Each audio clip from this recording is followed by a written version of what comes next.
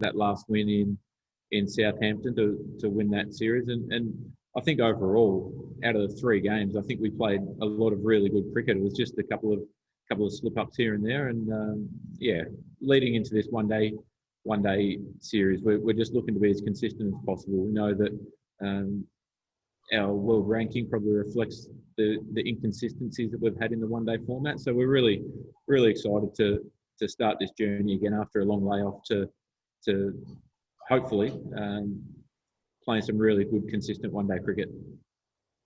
And just from your point of view as a guy and a team that know what it's like to play as world champions, you've been there and done it. What's it going to be like for England coming up against you in a bilateral series with that tag on their back? How tough is the period after becoming champions? What's that like, taking people down when you've got the target on your back?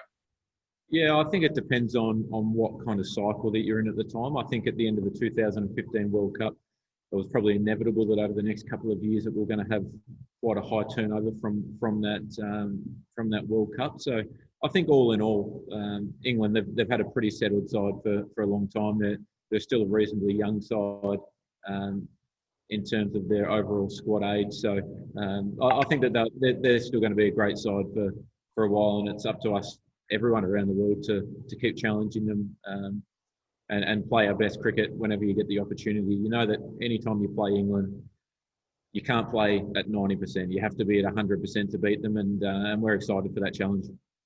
Thank you. Rory Dallard.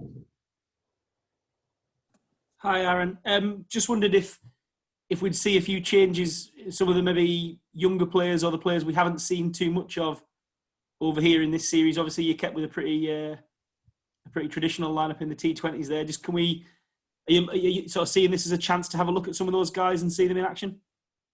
I think if the opportunity arises, we will. But I think over the last couple of years, we're still searching for our best formula and our best 11 players day in, day out in the one-day format. I don't think there's been any secret to that. There's been great opportunity that we probably haven't nailed consistently in this format. We've played some really good cricket in patches and some indifferent cricket in other patches. So I think it's important that we start to finalise our best 11 going forward and making sure that, probably best 15 players going forward, because obviously with extended squads travelling in the near future, I think that it's going to be important that we start to get our processes really, really right in one-day cricket. I think T20, although we finished 2-1 in the T20 series, I think that our process and our structure was really sound. We just mis-executed in a couple of positions. So, maybe down the track, but we're still searching for what's the best formula for us in this format. Andrew Wu. Yeah, g'day, Aaron. You talk about the your best 15 or best 11, 15 players in one-day cricket. I mean, Mitch Marsh, he's a player who's been around, I suppose, for a while and hasn't quite cemented that spot in, I suppose, either of the 3 teams. Is he someone who you think can become, I suppose, a bedrock of that side, middle order for the next few years, going to the World Cup and nail that spot? Absolutely, mate. I think that if you look at Mitch's one-day record, he averages 35 with the bat and I think 36 or 37 with the ball. So that's a really good package. We've probably been guilty of shuffling around to try and fit some other pieces in there at certain points. So he's someone who we've got a lot of confidence in, and each time he's had his opportunity, he's played really well for us. And I know in that middle order position, it's never easy to have a real high output of runs, or especially if you're that 4th and 5th bowler, to have a huge impact of wickets. So, but I think that he's got a great opportunity over the next couple of years to cement that spot, and we've got huge confidence in him. He's someone who I think we saw in the T20. He's got a really calm head under pressure, and it's going to be an exciting time for Mitch in particular. I think we're ready to see the best of him now. He's done quite a long apprenticeship in the team. Yeah, I think that the way that he's matured, I think the parts of his game where I think he's been identified, or it's been identified that he needs to improve, I think he's made some great changes in that area. So, I've got no doubt that in the near future, probably the most consistent Mitch Marsh will be on show. But as you know, in the 2 shorter formats, when you're looking to play in that middle order, there's times when you have to be high risk and really move the game forward. And there's others when you need to sort of hold a little bit and take the game deeper. So I think having that experience over the last 40 games or so that Mitch has played will give him that flexibility and that freedom to really understand his game and understand game situations and become a really consistent player in that middle order for us. Thanks, Aaron. Rob Forsyth. Hey, Aaron. I was just wondering, what do you think will be the hardest part of this team to sort of get nailed down in terms of selection, both in terms of the coming week and then looking at that next World Cup? I think it's just finding a consistent selection formula.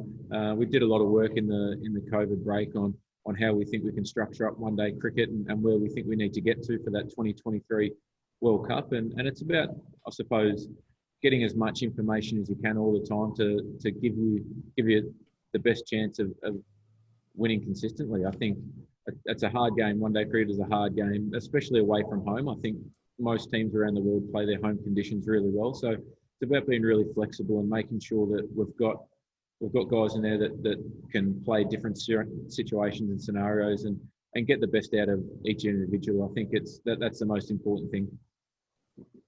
And we saw Alex Carey miss out in the last T20. Will he have the gloves in this opening ODI? Or is there a chance of Matt Wade taking them again? No, Alex will have the gloves. He's played some really good one-day cricket. He's played some really important high-pressure knocks for us as well, which we see as being a huge asset to that middle order. Cheers. James Cole.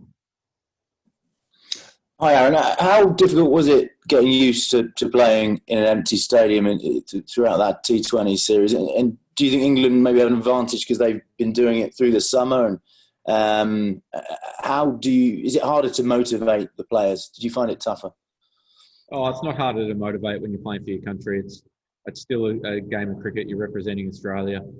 So there's definitely no incentive or lack of incentive. There was no crowd or anything like that.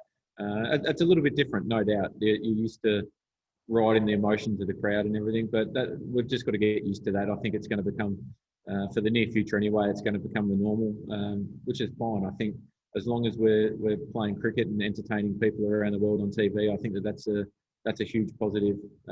In terms of did England have an advantage, I think just playing hardened international cricket for a couple of months might have given them some advantage. We had a pretty good preparation over here down in Southampton. We were given great facilities by everyone down there. The ground staff did a great job to give us great centre wicket practice and the net facilities. So that was fantastic. But it's definitely no excuse. I think that we played some really good cricket. We just come up short in a couple of scenarios and situations, and I think we continue to keep learning from that. But in terms of the empty stadiums, I think it doesn't make a huge amount of difference to the outcome of the game. And having lost the T20 series, is there more importance now that you win this one-day series, don't go home empty-handed? Oh, that's what we're aiming for, no doubt. We feel as though our one-day game has made some gains over the last couple of years, and there's still some areas that we need to keep working on. And I think if you ask any team around the world, that there'll be some things that they've mapped out on their way to 2023 about what they need to do to get there and be peaking for that tournament. And I think along the way, as long as we're continually improving and we're continually getting information around our players and our structure, I think that's really important. But yeah, 100% we're aiming to win this 3-game series.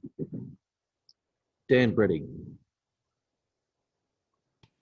G'day, Aaron. I wondered what you had thought and your experience has been so far of playing 3-match one-day series, and I suppose I guess the need to make a quick start, because you don't, if it's a 5-match or a longer or a tri-series, you get maybe a little bit more time to warm into it.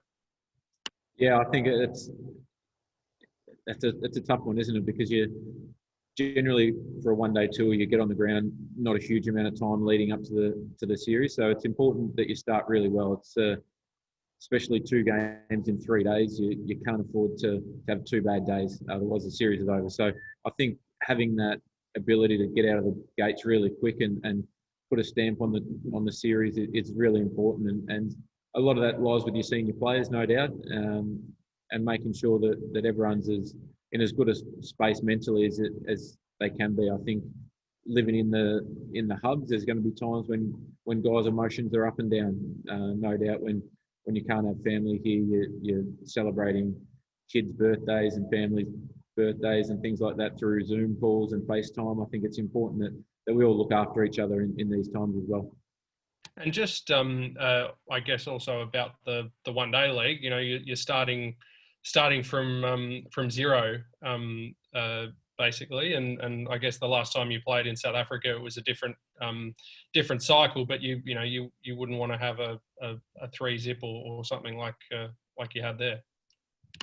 Oh, it'd be nice if it was 3-zip our way, no doubt. I think, like we always talk about, regardless of what the ICC structure or format is, we're still representing Australia, and we still want to do that to the best of our ability. And that means that we're looking to improve all the time.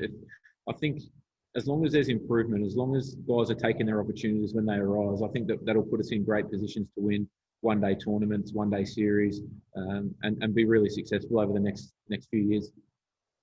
Thanks, Aaron. We'll go to Ali Martin, and we'll finish off with Rob Forsyth.